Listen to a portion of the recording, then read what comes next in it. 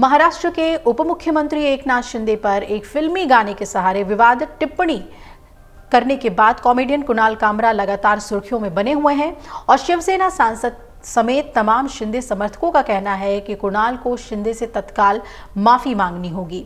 लगातार हो रही बयानबाजी के बीच कुणाल कामरा ने कल देर रात अपना एक विस्तृत बयान जारी कर दिया और कामरा ने कहा कि उन्होंने कुछ भी ऐसा नहीं किया जिससे के लिए उन्हें माफी मांगनी पड़े। उन्होंने अपने एक आधिकारिक एक्स हैंडल पर जारी विस्तृत बयान में कहा कि मैं माफी नहीं मांगूंगा। मैंने जो कहा वो बिल्कुल वैसा ही है जैसा उप मुख्यमंत्री अजीत पवार भी कह चुके हैं।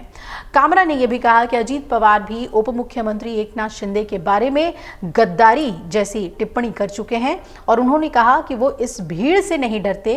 कामरा ने कहा कि वो अपने बिस्तर के नीचे छिपकर इस घटना के शांत होने का इंतजार नहीं करेंगे। 36 साल के कॉमेडियन की विवादास्पद टिप्पणी पर मुख्यमंत्री देवेंद्र फडणवीस ने कहा कि कामरा को अपनी टिप्पणियों के लिए माफी मांगनी चाहिए। विवादास्पद टिप्पणी के लिए माफी मांगने से इनकार करने के बाद कामरा ने यह भी कहा कि धमकाने के इरादे से फोन करने वाले लोगों को वही गाना सुनाई देगा जिससे उन्हें नफरत है। जो लोग मेरा नंबर लीक कर रहे हैं या लगातार कॉल कर रहे हैं, मुझे यकीन है कि उन्हें अब तक समझ आ गया होगा कि अभी अज्ञात कॉल वॉइस मेल पर जा रही है। कामरा ने यह भी कहा है कि मीडिया में जिस तरह से इस मामले की रिपोर्टिंग हो रही है, इस पर सोचने की जरूरत है। कामरा ने कहा कि भारत प्रेस की आजादी के मामले में दुनिया के शीर्ष देशों की सूची में 159वें नंबर पर आता है।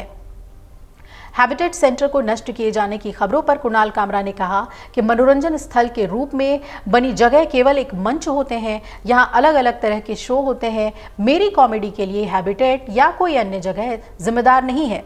मैं क्या कहूँगा या करूँगा इस पर भी उनका नियंत्रण नहीं है। इसे नियंत्रित करने का अधिकार किसी भी राजनीतिक दल के पास भी नहीं है। एक कॉमेडियन के शब्दों के लिए बिना किसी जगह पर हमला करना उतना ही बेतुका है जितना बटर चिकन का स्वाद पसंद नहीं आने पर टमाटर से लदा एक ट्रक पलटना। कामरा ने उन नेताओं को भी जवाब दिया है जिन्होंने उनसे माफी मांगने को कहा। अपने बयान के दूसरे हिस्से में कामरा ने लिखा, ये उन राजनीतिक नेताओं के लिए है जो मुझे सबक सिखाने की धमकी दे रहे हैं। उन्होंने कहा कि भले ही आज का मीडिया हमें कुछ और ही विश्वास दिलाने की कोशिश कर रहा हो, हमारी अभिव्यक्ति की स्वतंत्रता का अधिकार केवल शक्तिशाली और अमीर लोगों की प्रशंसा करने के लिए नहीं है। कामरा ने आगे लिखा, अगर आप किसी मजाक को बर्दाश्त नहीं कर सकते जो किसी प्रभावशाली व्यक्ति पर किया गया हो, तो इसका मतलब ये नहीं कि मेरा ये अधिकार समाप्त हो जाएगा। जहां तक मुझे पता है, हमारे नेताओं और हमारे राजनीतिक तंत्र की आलोचना करना अवैध नहीं है। मैं पुलिस और अदालतों के साथ किसी भी वैध कानूनी कार्रवाई में सहयोग करने के लिए तैयार हूं।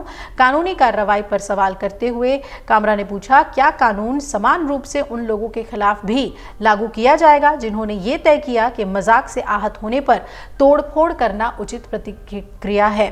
कॉमेडियन ने आगे कहा कि क्या उन गैर निर्वाचित बीएमसी अधिकारियों के खिलाफ भी कार्रवाई होगी जो आज बिना किसी पूर्व सूचना के हैबिटेट पहुंचे और हथौड़ों से जगह को तोड़ दिया। कामरा ने वर्तमान हालात में अपने अगले शो के आयोजन पर भी बयान दिया और कहा कि शायद वो अपने अगले शो के लिए एल्फिंस्टन ब्रिज या मुंबई में किसी ऐसे जर्जर ढांचे को चुनना पसंद करेंगे जिसे ध्वस्त किए जाने की जरूरत है। इस मामले में शिवसेना सांसद नरेश म्हास्के ने कामरा को किराए का कॉमेडियन बताया था और कहा था कि कुछ पैसों के लिए वो हमारे नेता पर टिप्पणी कर रहे हैं। महाराष्ट्र की बात तो दूर, कुणाल कामरा भारत में कहीं भी स्वतंत्र रूप से नहीं जा सकता। शिवसैनिक कामरा को उसकी जगह दिखा देंगे। और ये भी उन्होंने कहा था कि हमें संजय राउत और शिवसेना यूबीटी के लिए खेद है कि उनके पास हमारे नेता पर टिप्पणी करने के लिए कोई पार्टी कार्यकर्ता या नेता नहीं बचा है। यही वजह है कि इस काम के लिए कुणाल कामरा जैसे लोगों को वो काम दे रहे हैं। हम बाला साहेब ठाकरे की विचारधारा का पालन करते हैं और ये भी म्हास्के ने कल कहा था कि हम ये सुनिश्चित करेंगे कि कुणाल कामरा ना तो महाराष्ट्र में और ना ही देश में कहीं भी स्वतंत्र रूप से घूम सके। कुणाल कामरा को करारा जवाब मिलेगा, वो आकर अपनी गलती के लिए माफी मांगेगा। लेकिन माफी को लेकर कुणाल कामरा ने एक लंबी चौड़ी पोस्ट लिखी जिसके बारे में हमने आपको बताया कि उन्होंने साफ इनकार कर दिया है माफी मांगने से। अगर आप ये वीडियो YouTube पर देख रहे हैं तो हमारे चैनल को सब्सक्राइब कर बेल आइकन दबाएं और Facebook पर देख रहे हैं तो हमारे पेज को लाइक करें। 8 मिलियन प्लस सब्सक्राइबर, आपके इस भरोसे के लिए बहुत धन्यवाद।